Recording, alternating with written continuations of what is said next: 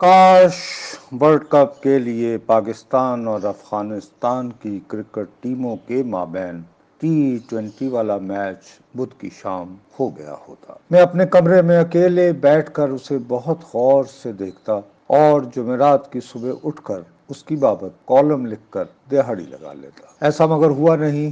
فی الوقت جو موضوع ہمارے لوگوں کی اکثریت کے دل و دماغ کو پریشان کیے ہوئے ہے، اس کے بارے میں اپنی رائے برجستہ بیان کرنے کا مجھ میں حوصلہ نہیں رہا۔ دودھ کا جلا ہوا ہوں، چھاچھ سے بھی خوف آتا ہے۔ سپریم کورٹ نے نواز شریف کو خائن اور جھوٹا قرار دے کر جب کسی بھی عوامی عہدے کے لیے تاحیات نااہل ٹھہرا دیا تو ان سے منسوب جماعت کے شاہد خاقان عباسی وزیر اعظم کے منصب پر فائز ہوئے۔ پارلیمان میں ان دنوں نئے انتخابات کے لیے نامزدگی کے عمل کو آسان بنانے کے لیے قانون سازی ہو رہی تھی۔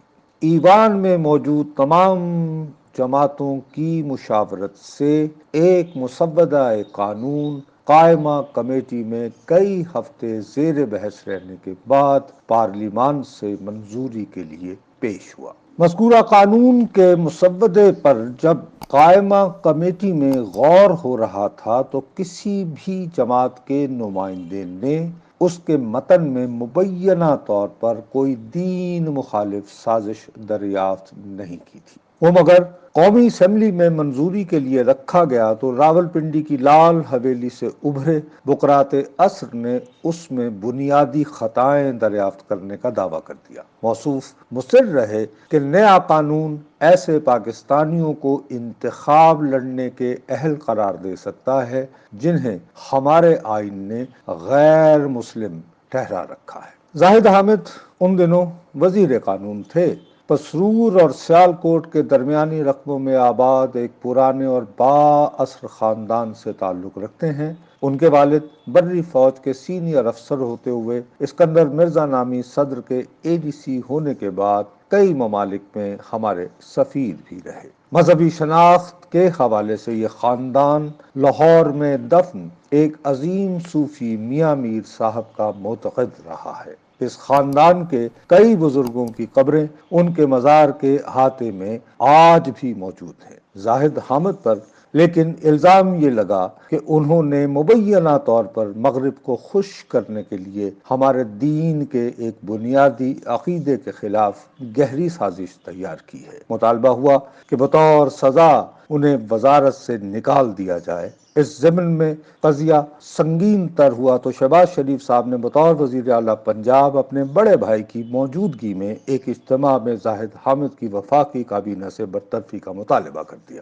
ان کی خواہش پر فوراً عمل ہوا۔ مذکورہ برطرفی کے باوجود نواز شریف پر لاہور کے ایک دینی مدرسے کے اجتماع میں جوتے اچھالے گئے، خواجہ آصف پر سیاہی پھینکی گئی، احسن اقبال پر گولی چلی، نواز شریف اور ان کے نام سے منسوب مسلم لیگ کو دین دشمن پکارا گیا۔ عمران خان صاحب کی تحریک انصاف مذکورہ الزام کو فروغ دینے میں پیش رہی۔ بالآخر راولپنڈی کو اسلام آباد سے ملانے والے فیض آباد چوک پر ایک مذہبی گروہ کے حامیوں نے دھرنا دے دیا۔ یہ دھرنا کئی دنوں تک پھیل گیا تو مجھ بد نصیب نے اپنے ٹی وی پروگرام میں اس کی وجہ سے عام شہریوں کو درپیش مسائل اجاگر کرنے کے لیے لائیو ٹی وی کالز لینا شروع کر دیں۔ ان کی وجہ سے معتوب ٹھہرایا گیا۔ محض چند افراد نے اگرچہ میری نام نہاد جرت کو دبے لفظوں میں سراہا بھی۔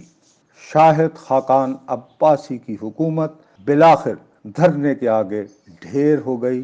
اس کے بعد اسلام آباد میں مقیم صحافیوں کے گروہ کے ہمراہ میری وزیر اعظم سے ان کے دفتر میں پہلی اور آخری ملاقات ہوئی۔ میں اس ملاقات کے دوران کامل خاموش رہا۔ شاہد خاقان عباسی کے بارہا اکسانے کی وجہ سے بالآخر "تو کمزور تھا تو" والی تقریر کو مجبور ہو گیا۔ انگریزی کا ایک محاورہ متنبع کرتا ہے کہ تم دوسروں کی جانب جو شے پھینکتے ہو بالآخر تمہاری طرف ہی پلٹ کر آتی ہے۔ پنجابی میں ہاتھ سے لگائی گرہوں کا ذکر بھی ہے جنہیں کھولنے کے لیے بالآخر دانتوں کا استعمال ضروری ہو جاتا ہے۔ عمران حکومت کو تاریخی تناظر میں اب دانت ہی استعمال کرنا پڑ رہے ہیں۔ راولپنڈی کی لال حویلی سے ابھرے بکرات عصر اگرچہ چند ہی دن قبل تک بہت اعتماد سے سب طے ہو جانے کی نوید سنا رہے تھے، اب مگر وزیر اطلاعات جناب فواد چودھری صاحب کی زبانی معلوم ہو رہا ہے کہ آسمان کے نیچے ہر معاملے کی خبر رکھنے والے بکرات عصر تو ایک ایسی جماعت سے مذاکرات میں مصروف تھے جو مبینہ طور پر عسکریت پسند رجحان کی حامل ہے۔ اس کے کارکنوں کے پاس جدید ترین اسلحہ ہے اور وہ امن و امان کو یقینی بنانے والے ریاستی اہلکاروں کو تشدد کا نشانہ بناتے ہیں۔ ہمارے اصلی دشمن بھارت سے مالی سرپرستی کا الزام بھی آیا ہے۔ ٹھوس حقائق تک کسی رسائی کے بغیر میں اس تناظر میں تبصرہ آرائی کے قابل نہیں۔ گورننس کا طالب علم ہوتے ہوئے اصرار کرنے کو تاہم مجبور ہوں کہ کسی بھی سنگین معاملے پر حکومت کو شروع دن سے واضح موقف اختیار کرنا ہوتا ہے۔ جو قضیہ دوبارہ اٹھ کھڑا ہوا ہے اسے ماضی میں موجودہ حکومت کے بے شمار افراد نے جنونی انداز میں بھڑکایا تھا۔ اس سے دوری اختیار کرنے کے لیے مناسب وقت مل جانے کے باوجود موجودہ حکومت اس ضمن میں اپنا ذہن صاف نہ کر پائی، وقت گزاری کے لیے بلکہ تحریری معاہدے کرتی رہی۔ اب وہی معاہدے اس کے گلے پڑ رہے ہیں۔